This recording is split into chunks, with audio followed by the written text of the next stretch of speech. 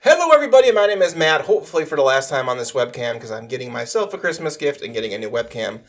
But like I said earlier, if you didn't see my short, I made a really mini short review about the Sonic the Third movie that I just saw earlier today, and I wanted to give some more thoughts.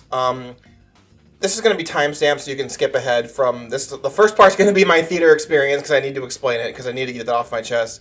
Second part will be a spoiler-free review, and the third part will be spoiler review, which I'll have very clearly labeled, and I will say in the video, so feel free to skip it if you want to see it for yourself, which I strongly recommend. So I saw the third Sonic movie today at 10 a.m. was my screening, and I specifically timed it for 10 a.m. because I knew it would be early enough in the day that most kids would not be going to see it.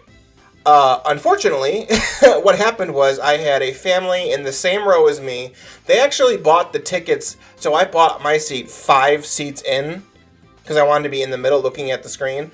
My theater was probably 30% full, and I had a family of 2 adults and 2 young children. I didn't specify this in my short, but when I say young, they were maybe 6 at most. Which I don't know why you're taking a 6-year-old to the movies, but they took the 4 seats right next to me. So luckily, I don't know why they did that, just to be dicks, I guess. So I decided to just move all the way down to the other end of the aisle, which didn't help me because the 2 children were just screaming and commentating and just talking about anything but the actual movie. For about 5 minutes, the older ones seemed to be paying attention and then just started yelling and screaming to the point that the wife had to get up 3 separate times to bring the same screaming child out to the lobby, and instead of just leaving with the whole family, 4 of them contributed to just ruining the theater experience. That was one family. Then there were a group of teenagers who were sitting in the row ahead of me, but luckily there was like a slope down, so they were down out of my view. But I could still hear them commentating on every single little thing. They were all talking about Sonic lore and all this Sonic shit, and I was like, I'm a Sonic fanboy, I get it, but you're at the fucking movies with other people by you, shut the hell up. And then behind me, as I said in my short, and I'm not blaming the special needs adults who came to see the movie, because they came with other people. They came with people who I assume are their family, because the way that I could hear all of their conversations, they were right in the row behind me, they seemed to be very, very intimately familiar with them. But I have to criticize the people who brought them along to see the movie, because surely they know how these people are going to respond to that movie, that kind of stimuli, because I work with special needs individuals, and I know that if they are hyper-fixated on a topic like that, and they are very, very vocal, they are going to be very, very vocal. That's no fault on the individuals. I'm not criticizing the individuals. I'm criticizing the lack of care of everybody else around them for the people who brought them with to see the movie. Maybe go to a movie where there's nobody else in the theater. Maybe schedule a private screening. Maybe just wait for the movie to come out privately. You might say this is like a first world complaint or whatever about me, but I cannot stress enough how much it ruins a theater experience to hear 3 fully grown adults screaming every single little thing that has to do with Sonic every time it comes up on the screen, and it's coming up on the screen constantly. This movie has the most Sonic in it out of all 3 movies, which is great, but goddamn, dude. Like, I feel like everyone's rating this movie like an 8 or a 9, and my theater experience made it like a 6 or a 7 for me. That's not my ultimate review. I'm not judging the movie based on the theater experience. Just, my enjoyment was definitely significantly lessened than what it should have been, and I'm really upset this was my first screening. So I had to get that out of my way, out of my system, because it was just pissing me off all day long. Let's get to the movie. I really liked the movie. Like I said, I really probably should see it a second time in a non-disruptive theater before I make this review. But whatever. I won't be able to do it until after Christmas at this point, so I'm just going to make it now. But, so this is the non-spoiler review, and I want to start off by saying, there's a lot less human stuff in this movie, outside of Robotnik. I don't consider the Robotniks as human as I consider, like, James Marsden and Tika Sumpter. They're the human part of the movie, and there is a significant less amount of them, even compared to the second movie, which is just, thank you. Whoever got the note from everybody that we didn't want a 40-minute Rachel's wedding sequence in the movie for the third one. Shout out. So that was nice, even though I don't have any problems with James Marsden and Tika Sumpter. But there is not a single person going to see those movies for either of them. Sorry. Let's see, the graphics, I have to say, the graphics on the animation, the graphics, how Sonic and his friends and everyone looks, there's several moments where there is a close-up on Sonic's face, or Shadow's face, or Knuckles' face. I don't think Tails really gets like a really close face-up shot, maybe he does, but there were times where like it's really close-up on their face, and they're talking, and they're saying important things, and I'm listening, but I'm like looking at like, look at, like, they animated, like, beads of rain on Sonic's tiny little quills that are, like, dripping as he's talking, and they're all dripping at different intervals. It's not, like, just copy and paste it. I was like, holy shit, the animation on this budget, the budget must have been insane just for the animation.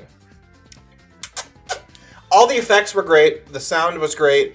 I will say the soundtrack itself left something to be desired. I know that this movie series it relies fairly heavily, I think is a fair comment, on licensed songs, and this one is no exception. This one, however, is the one where I noticed it the most, because I felt like there was the least amount of Sonic music, with a big asterisk that I cannot speak about. But you probably, if you're a Sonic fan, can guess what I'm going to say, but I can't speak about it unless we talk about it in the spoiler section. And then even there, I had a big criticism for that part with the music, and that whole part at the end as well. So the music, I was a little disappointed on. I am a little over of them using the orchestral Green Hills. Like, that is such a crutch at this point. I love that song. Like, it is iconic. But Sonic, whether you love or you hate the Sonic franchise, you cannot deny the music in Sonic is fucking incredible. And it's just not utilized here to any significant degree that it should be. And I don't know why. I don't know if it's a licensing issue. I just saw the news about all the Crush 40 shit that's going on with the singer. Although I think his problem was only with Live and Learn, if I believe correctly. But still, besides Crush 40, there's so much good music in Sonic that's not being used. References are just all over the place. There's so many references that there's probably some that I missed from some more obscure stuff. Like, I never read the comics. I'm aware of the comics. I'm aware of lots of the comic storylines and characters that are in them. But I have been seeing some reviews where people were referencing, oh, this was from the comic. And I was like, wow, I didn't even really notice that. There's some interesting references, and I don't know if I'm reading too much into it, and I'll go into specifics in the spoiler section, but I think there's a reference to Sonic Spinball in a very cool way where I was like, holy shit, this is Sonic Spinball right now. What I was looking at. And I was like, wow, that's cool. Jim Carrey does a very good job as Ivo Robotnik and Gerald Robotnik. Of course he's going to do a great job. I really hope they can convince him, especially with the end credit scenes, to come back for just one more. Just keep stringing him along. Everybody loves him as Robotnik. Even if you hate the rest of the movies, I don't know a single person who says Jim Carrey as Robotnik is the bad part of the movie. He's not. He's great. Mwah. Jim Carrey's perfect. All the animated characters are super great. We finally get to see the trio, Sonic, Knuckles, and Tails, together, just being bros, which is great. You don't really get that in the second movie. At the very end, you get the big fight scene against the Death Egg, but they're not just like bros hanging out. They're like, we're new allies for the first time, and like they're trying to feel each other out, and blah blah blah blah blah. But this time, it's like they really feel like a trio, which is great. There's times where they're just chilling out together that I'm just smiling because I'm like, this is Sonic, Knuckles, and Tails, all right. It's great. I'm so glad they kept Idris. I'm so glad that Colleen's still doing Tails. Keanu Reeves, hand to my heart, I think I said this in the trailer reaction, I was very, very hesitant for Keanu Reeves. I thought Keanu Reeves was just going to be Keanu Reeves, and I was not going to be able to see him as Shadow. Happy to be wrong. It's noticeable. It was noticeable to me for like the first 5 minutes that Shadow was in the story. And Shadow is in the story a lot. This is not like Shadow shows up 2/3 of the way through the movie. Shadow is in the movie from the get-go, and he's in the movie the whole time, which is really nice. So, Keanu Reeves does a more than acceptable job. I'm not going to say he's like amazing, because I don't think he is, but he succeeded my expectations. Exceeded my expectations, I mean. To where I got lost in the role to where I didn't hear him as just Keanu Reeves. So, good job. Agent Stone, I think, is a great new human character that I don't consider like with James Marsden and Tika Sumpter. He's like a Robotnik. I would actually love for him to be like in the other Sonic lore. Like if he showed up in like Sonic Generations 2, like I would be fine with that. He would fit right in. He feels he's perfect. He's great. I love his role. He's cool. Story-wise, this is where my bias is coming in, because I don't know if story-wise I like this as much as Sonic 2.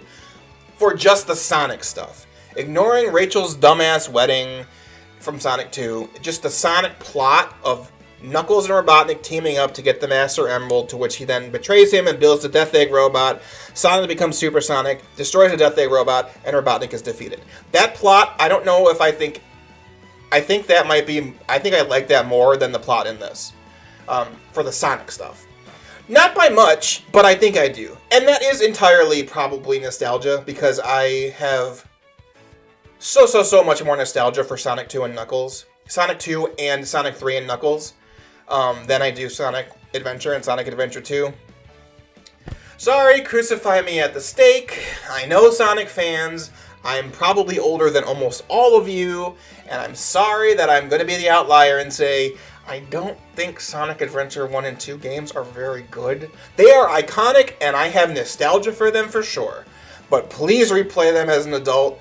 They are not good. So, I don't have as much nostalgia for them as I do for the 2D ones. And that's just because, not even because it's 2D versus 3D, because that's not why I'm saying this, but I think the plots just work a little better, or maybe they were just executed a little better in the movie series. Sonic, or Shadow and Maria is in this film. I mean, it's not a spoiler. She's in the advertising material. I think the actress that plays Maria does a fine job. It's nothing spectacular. It's not like groundbreaking or like award-winning, but Shadow and Maria's little backstory plot, it does what it needs to do. It's acceptable. It's good. You did a good job with that.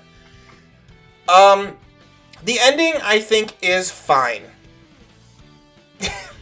The ending is fine. I wasn't super hyped for the final fight as I was with Team Sonic versus the Death Egg robot. But it was good for what it was. Let's see if I'm missing anything else from my non-spoiler review. I don't think I am. There are 2 post-credit scenes. You really only need to see the mid-credit scene. I mean, anyone that tells you the post-credit scene where you wait till the very end, you have to see it. If you know anything about Sonic games, you don't need to be handheld that much to what the post-credit scene does. But it is what it is. I stayed for it just because I heard there were 2, because everyone told me, like, you have to stay for both. The first one you absolutely should stay for, and that one only happens, like, 5 minutes into the credits. It's right after all the big names are shown. But you don't really need to see the post-credits. You can just look up what people say happens, because it's very, very short. It's like 10 seconds compared to the mid-credit scene, which is like 2 minutes long. But yeah. So, Sonic Movie 3, that's it. I think I rated the second movie, did I rate it an 8, I think? This one, man, it's hard for me to rate with the theater experience. I'm going to say a 7.5 with an asterisk. The asterisk being it could go up if I watch it when I watch it again. I'm definitely going to go see it next week because I'm on school break with my students. I'm definitely going to go see it next week. So I'm going to say 7.5 with an asterisk that I probably will make it go up when I see it in a theater that's not horrible. So, all right, let's get into the spoiler talk. So this is going to be spoilers for Sonic Movie 3. Spoilers, get ready. In 3, 2, 1, spoilers. This is not going to be in any order. This is just going to be me barfing out my opinions. I don't really have a script, not even a script, an outline for this part. This is just my feelings. I gotta bring this up first because it bothered me when I was watching it at the end of the movie. The way they utilized Live and Learn, I think, was such a failure for what it could have been. Not that its inclusion was bad, not that the execution was bad, but that it could have been done so much better. I don't know if they are just averse to playing like the whole song. I don't know why. It's like, if not the most iconic, in like the top 3 iconic songs of all time, just put the whole fucking song in the movie. Don't do like a 50-second orchestral remix with the original or whatever.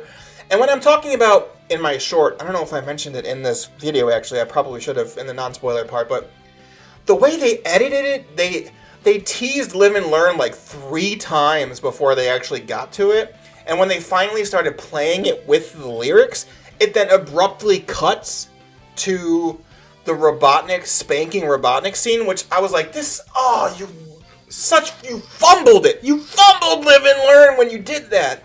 Who edited that movie? Who edited that part of the movie together? That should have been re-edited. The Robotnik spanking Robotnik scene did not need to be in the movie. Just keep the epic battle part with Sonic, Super Sonic, and Super Shadow versus the robots. Like, just keep that one long shot and just fucking play Live and Learn. It's not hard. Like, I was so baffled at that whole sequence where they play like 20 seconds and Live and Learn, and then it cuts. And then it goes to the stupid Robotnik scene, which one of the very few misses for Jim Carrey's Robotnik scenes is that one and the dance scene, which I hated. I would say the dance scene is probably my least favorite scene in the whole movie. I'll get to that in a minute. But the fact that they cut in there just for that scene was such a pointless waste of Live and Learn. They play it again, and they play it longer. But again, they only play it for 50 seconds. I don't know why they're averse to not just playing the whole song. It confused me. This part is going to be me mostly nitpicking things I didn't like. So take that with a grain of salt. Everything else I don't mention is amazing and I love it. So just please, if you don't really watch my videos and for some reason you saw this, please know I loved 90% of the movie. This is me nitpicking the 10% that I didn't like. And my biggest problem was how Live and Learn was treated. I was so upset with how Live and Learn was treated in this movie.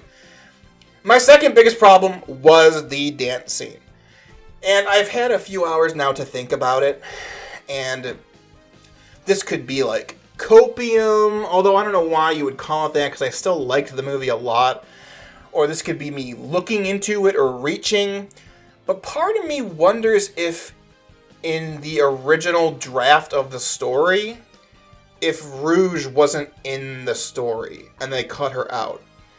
Because there is more than one moment in the story where I was like, this is like a Rouge plot. Like, Rouge should be here. And I don't know if they thought introducing 2 alien new characters at once is too much. Which is goofy considering the mid-credit scene with Amy and Metal Sonic, but whatever. But the part where the whole second act is like an infiltration, like an infiltration / treasure hunt. The movie doesn't call it like a treasure hunt, but that's what it is. You're breaking into an impenetrable place. You're going through a hallway with a bunch of traps and lasers to steal the prize at the end. And I was thinking as I was watching this, I was like, this is like a Rouge subplot that should have been Rouge. And if you look at that one scene, I'm going to try and put it up here in editing, and I brought it up in the reaction of the trailer, and Howie and I have talked about it 3 or 4 times where we were like, this scene looks really weird. There is a person clearly missing standing here who should be here. And I was thinking in my head the whole time, I was like, that's got to be Rouge. It's got to be Rouge. She's got to be in this movie. They could have so easily... Listen, I'm going off on a hypothetical of what they could have done now, but the premise is... I hated the dance scene because it felt like it was a scene rewritten and reshot after they took Rouge out of the movie, is how it felt to me. Even if that never was the case, that's how it felt to me. Because all you had to do was say, okay, Gunn has Shadow, this alien creature, on ice. Gunn is aware of aliens. Gunn knows about Sonic and Tails and Knuckles. What if Rouge showed up between 2 and 3, and she's like, yo, I'm a bounty hunter, I'm a treasure hunter, I'm an alien, I got all these skills, I'm a thief, I can infiltrate and stuff. And what if Gunn had her on a retainer, or they knew about her, and Gunn was like, okay, you can operate on Earth, but we're keeping track of you. Rouge finds out about Shadow, and Rouge finds out about the Robotniks, and teams up with them because she's like, yo, your plan is to kill all of Gunn. She doesn't know that that Gerald and Shadow want to kill the rest of the world, just like Ivo Robotnik doesn't know that. So she joins up with them and is like, yo, if you kill all of Gunn, then I can do whatever I want. I won't be tracked anymore. Let me help you infiltrate Gunn headquarters. And then that whole scene with them infiltrating the lasers, and they build up the lasers so much. Team Sonic talks about it, and then Team Robotnik talks about it, and then it just devolves into a joke, where Robotnik, Gerald, and Ivo just put on suits that are supposed to reflect lasers, and they just dance through the laser hallway to get to the end. And the whole time I was like, this is stupid, for one. This is such a fumble of a Jim Carrey moment, which is very rare. 2, the lasers are hitting them in the face. Their faces aren't covered. The lasers are hitting them in the face as they're dancing. Plot hole. 3, this should just be Rouge. This should be like the action scene where Rouge shows why she's skilled. That could have been it. And then just have her around for the rest of the movie. I will say, building off that, the lack of Rouge and Amy at the end of the movie makes... I get what they're going for with how Sonic's upbringing mirrors Shadow's upbringing. We'll get to that in a second with how on the fucking nose they hit you with that. But the heel turn scene when they're on the moon talking, I don't think that works as well if it wasn't Rouge or Amy. And I think you couldn't have had Amy in this movie. I think the way they're bringing Amy into the movie is fine. I think Rouge is much, much easier to introduce at the beginning of this movie and make her believable. Because she's not, looking for Sonic. She's not with Sonic. She's not involved with Sonic at all. She's independently doing her own thing. And then she gets involved with Team Robotnik / Shadow, just like she does in the games all the time. And you could even have Rouge finds out about the Master Emerald at some point toward the end of the movie, and her and Knuckles have a scene, because some of the best Rouge moments are with Knuckles and with Shadow. But I will say, I don't know how popular or not this opinion is. As a long 30-year-old Sonic fan, I fucking hate Amy. I do not like Amy. I think Amy is very, very difficult to do right. And I think far more often than not, Amy is done horribly and they make her obnoxious and just terrible. But one of the few times Amy works is Amy mirroring Maria to help facilitate Shadow's heel turn. And I feel like Rouge could have also done that in her place in this movie. But to have Sonic do it, I think is... I get why they do it, because it has to be Sonic, he's the main character, blah, blah, blah, blah, blah, blah, blah. But I just don't know if it works as well, and I don't know if this is a Sonic game fan problem, or if it translates to the movie. I totally will accept that this is a subjective complaint. But, I don't know, something about that, I don't know. I think my last big nitpick is... and... The first 2 movies did this as well, and I brought it up in my reviews of the first 2 movies. The morality tale, they just bash you in the face with so hard. I think in this movie, though, worse than the other 2.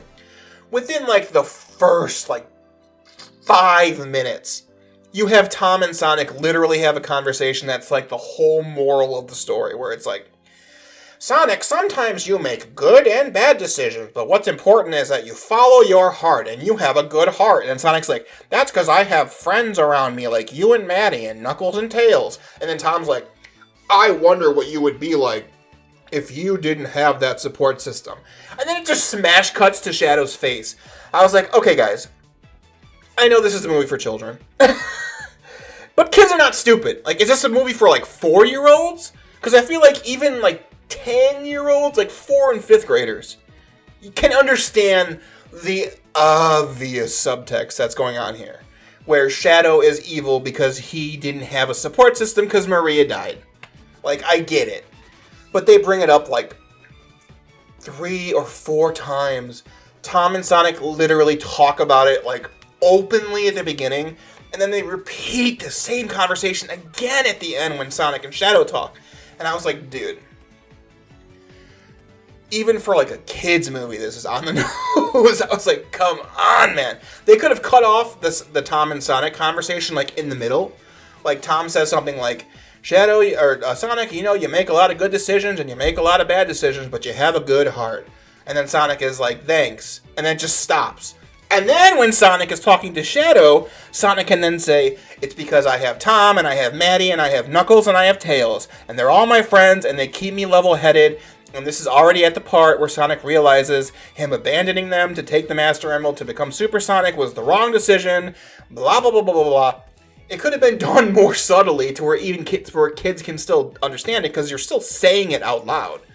But damn, dude. So, I don't know. That was pretty cool. Oh, I want to talk about the the whole Robotnik versus Robotnik fight.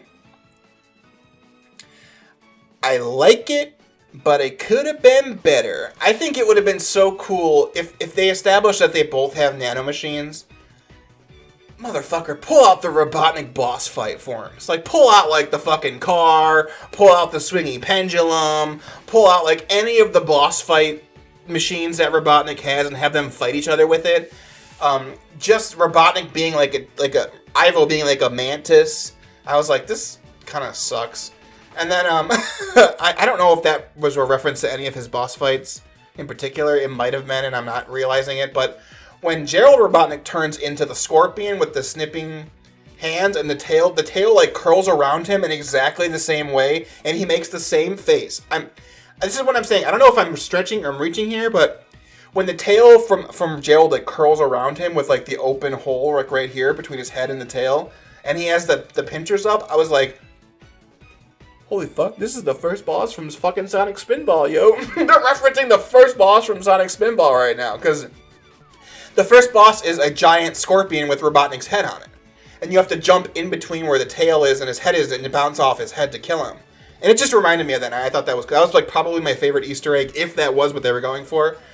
I also am so happy they didn't do the Bio Lizard. I'm so happy. But I do like that they referenced it in the telenovela thing. It was in the cartoon that Maria and Shadow were watching. If you go back and watch that when they're watching the black and white cartoon, the big monster that's on screen for a second is totally the Bio Lizard. It has the two things on the side of his head, and it's really funny. I was like, gotcha, I see it. So yeah, I don't know if I have any other things I want to talk about. The rest of the movie was great. I really like how, bouncing off of what I said about how much I don't like Amy, I think her cameo was pretty cool. I'm wondering if they're going to do, what is it called from the comics? Metallics? Let me look it up. I can't remember the name of it. The Army of Metal Sonics? Yeah, the Brotherhood of Metallics. Because a lot of people know about Metal Sonic. But in the comics, there is like an army of Metal Sonics that's being controlled by one. And I wonder if that's the route they're going to go. I also like that Amy, they introduced her with the hammer immediately, and they showed her she's proficient with the hammer. That's cool. I really want that to be the route they go down. God, the Sonic fanboy version of Amy is so fucking terrible. I hate it. But I feel like they're going to have to do it because that's like her main character trait, and that's why I don't like her. But I'm excited to see what they have planned next. They have already confirmed Sonic 4 is scheduled for 2027, which is exciting. Just 3 years from now. Actually, spring of 2024, so less than 3 years from now. But yeah, I don't want to make it seem like the spoiler review is just me nitpicking everything. Like I said, 90% of the rest of the movie was super cool. I wanted to bring up the human characters.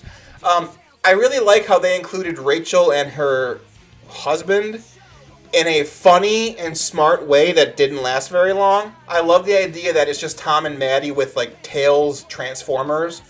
And it's smart because Rachel's husband, I don't even remember his name, Randall? Rachel's husband works with Gunn. So if they're infiltrating Gunn, Tom turning into him, and they know who Rachel is, and Maddie turning into her sister, and them trying to get in. Like, that actually was smart. I was like, oh, someone sat down and thought about that, and that was actually pretty clever. A clever way to use Rachel and Randall after so many people hated their part in the second movie. I didn't hate it as much, but I'm happy that they're, like, barely in the movie. But it's nice to see those two actors get a little bit of... They're going to get a check from this, however big it's going to be. Their scenes were all good. Again, the only human scene I really hated was the dance scene. And that's not even the human scene. I don't consider the Robotniks human characters. They're Sonic humans. But overall, great. The ending was fine. Robotnik sacrificing himself and it explodes. It's a good way if Jim Carrey doesn't want to come back. It's a good send-off. I do like that they...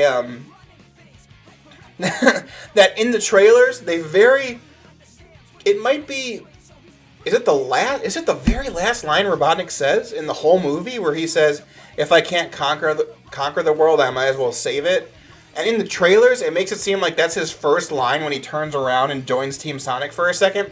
That's like the last thing he says in the movie before the whole spaceship blows up.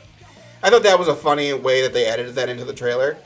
But I really hope they get him back one more time, because if they're doing Metal Sonic...